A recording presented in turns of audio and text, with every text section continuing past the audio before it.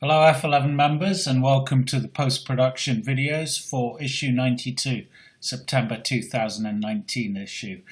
So here we have a picture I shot last week of the Milky Way over the Jurassic coast, over Kimmeridge Bay to be precise. What a night that was, really quite exhilarating.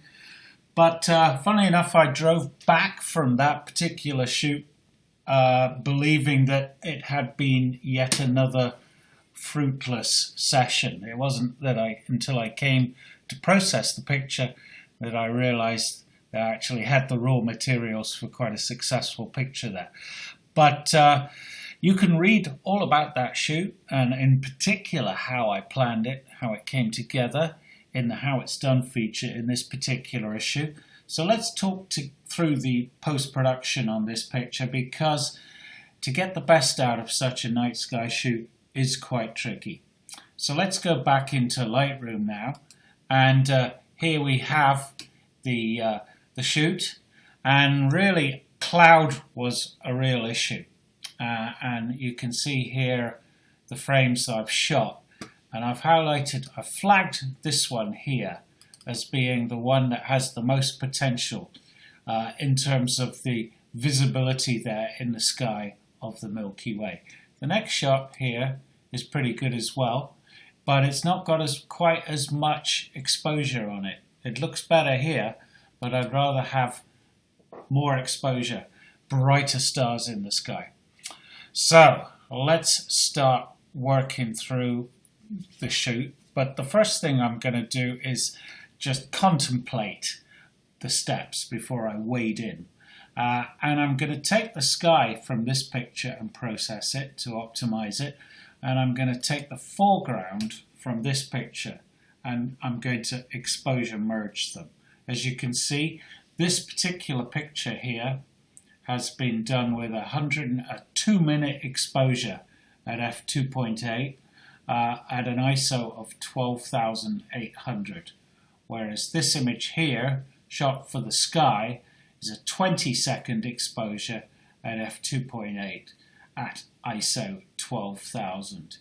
The focal length was 15 millimeters, and one thing I need to do, which I haven't yet done, is put the caption in here, so let's just do that now. Okay, there it is in there. So easy to overlook that, but so important to get it in there right at the beginning. So let's work on the night sky picture first. And what's tricky with these exposure merging of night sky shoots is getting it a join where there doesn't look to be too great a transition. It's quite tricky. So what I'm going to do is I'm going to make two different conversions of this particular image here, one for the best part of the sky and then one to give me an easier transition over the mid-tone around where the horizon is. All will become complete or clear as I work through it. First thing I'm going to do though is look at the white balance of the picture. Now, generally speaking, I don't tend to alter the white balance of pictures, and I shot this as usual with a daylight white balance setting. But for my night sky shoots, I think a daylight white balance setting gives quite a sort of muddy look. So I'm going to experiment by choosing here from the drop-down menu tungsten white balance, and it gives it a much bluer look that is much more akin to how I think we tend to expect night sky pictures to be. But I would say it's just a little bit too blue, so I'm going to pull it back to about 3,200 here. And in fact, I'm going to set 3,200 on my custom white balance setting here. And I think that's given a more natural feel to the look of the picture. I'm going to copy that setting now, just for reasons that will become clear later. So just copy that. Okay, now let's work through this picture and decide what we want to do. Well, the first thing to realize is that I'm making this conversion here for the sky. So I'm not particularly concerned with the blacks, with the darkest points, tones in the picture. So I'm going to adjust my blacks here. So I'm come right over on my blacks, hold down the Alt key on my keyboard. I'm not concerned with those blacks that I'm clipping in the shadows there, because all I'm looking at is the sky. And I'm going to come back a fair way on my blacks to about minus 64. That's given the sky quite a bit more oomph already, but I think that sky could do with darkening down as well, or not so much darkening down actually, just introducing a little bit of contrast to it, or quite a bit really. So I'm going to use this default setting in my tone curve options here to dial up medium contrast. And now if we just look at before and after already, you can see that's quite a difference. The Milky Way is becoming much more visible there in the night sky. But we're still not there really. And one tool that is quite useful for night sky shoots actually is the dehaze slider. So I'm going to dial a little bit of that in as well. How much? I'm going to go to about plus mid-20s, I'd say. Okay, I'd say that's good. And I'm also going to put a bit of clarity in. What I'm trying to do is enhance the local contrast so that the stars really pop out of the sky. This is all about the stars. There's billions and billions of stars that are up there. How much clarity? Again, I'm going to go to about mid-20s on this. And that really helps those stars stand out, doesn't it? Okay, good. I'm going to come back on that clarity a bit. That's a little bit heavy-handed there. Okay, that's better. Okay, now just look at my exposure, and all of that I think has made the sky look just a little bit too dark. So I'm just going to increase the exposure on it just a touch, around about plus 10. That's good on my exposure slider here. Okay, next thing is to look at the image close up. And of course I shot it at ISO 12800 on the Canon 5D Mark IV, and you can see noise in the picture, unsurprisingly. So I'm going to add a little bit of noise reduction here, and this is always a tricky one to decide just how much noise reduction to dial in. But what I essentially want to do is suppress that, smooth down that noise, that grittiness here, but without taking out any of the detail, i.e. the stars. So how much to go with? I'm moving my slider to the right here, and you can see it does start to smooth down the noise there. And I'd say if I go too far, you can see it starts to suppress the stars themselves. So in this particular case, I'd say, again, around about mid-20s looks about a good compromise to me there. Okay, next thing to look at is the, just zoom back out here. I'm looking at my white points here, and let's go back up. I can't really do much regarding my whites because I'll start clipping details in the brightest parts, but I'm just going to add just the tiniest hint of plus on my white point there, just to clean them up just a touch. So round about +5 on my whites there. I'm going to add a little bit of vibrance here to the image. I'm going to come up to about +16 and just a hint of saturation as well. Just a hint. Okay, now what am I looking at? I think I'm there. I'm just looking at the sky. I'm not concerned about anything else. If we look back again at where we started and where we've come to, that's brought out quite a bit in that sky.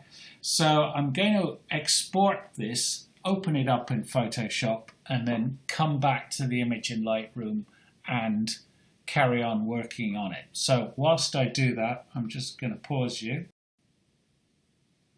Okay, so I've done that. So what are we trying to do here? The next step is to, working with the same raw file, create an image that's going to give me a transition zone, a transition layer from the brightest part of this exposure here to the darkest part of this picture here. And so let's go back into Develop module. What I'm going to do is cut back on a lot of the adjustments I made to optimize the sky. So I'm going to take out, for example, the dehaze. Just double click on the slider to reset it to 0. The clarity, I'm going to reset that to 0.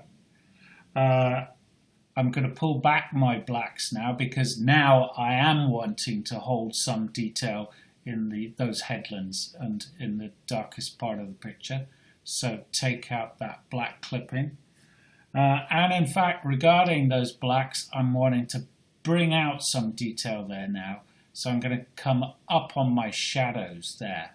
How far can I go? Well, I'm going to go up to plus 47 there, which has just started to bring out the hint of some detail in the headland there.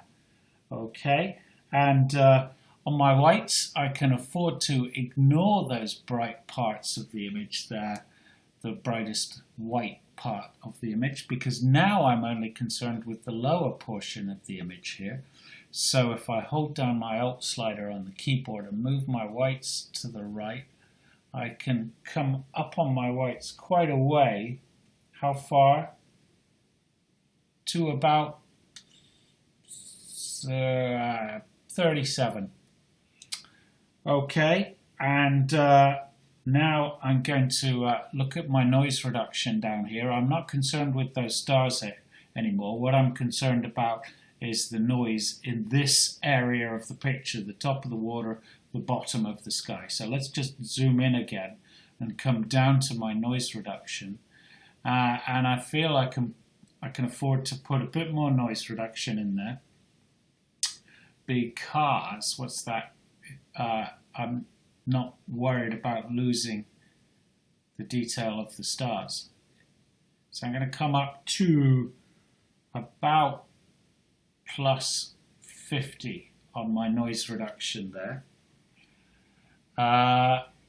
And if I move this down, you can see in this area of the image, there is no real detail to lose. It's all just tones. So a bit of noise reduction there will be fine. Let's zoom back out. And right, I'm ready to export that picture now for subsequent exposure merging in Photoshop. So let's just do that. Come into Library module, export, and there we go.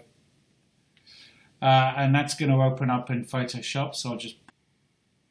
So here I am in Photoshop. That's the one I've just converted. This is the image here, which has been optimized for the sky. But I need now a third frame, a third capture to merge, which has been optimized for the foreground. So let's go back into Lightroom now and look at this exposure here. Okay, camera was locked off on the tripod, so it's perfectly registered. And now I'm going to process this for merging. And at this point, you recall that I copied my develop settings early on, so I'm just going to paste them in now. And that just, all that does is actually set the white balance to the same as the other one. Clearly, if we started merging two images that had different white balance settings, it could look pretty odd. Okay, so what have I got here?